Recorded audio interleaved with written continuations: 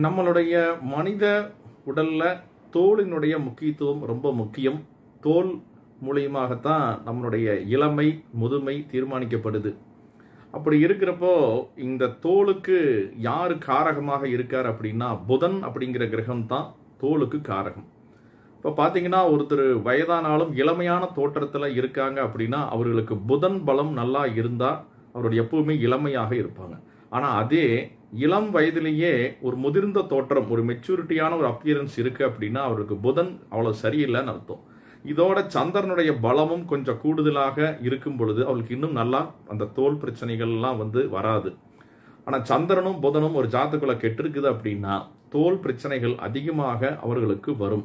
புதன் திசா சந்திர திசா நடக்கும் பொழுதும் சந்திரன் ராகு புதன் கேது சந்திரன் கேது இந்த சேர்க்கையில் இருக்கும் பொழுதும் அதிகமாக தோல் சம்பந்தப்பட்ட நோய்கள் அந்த ஜாதகருக்கு வருது.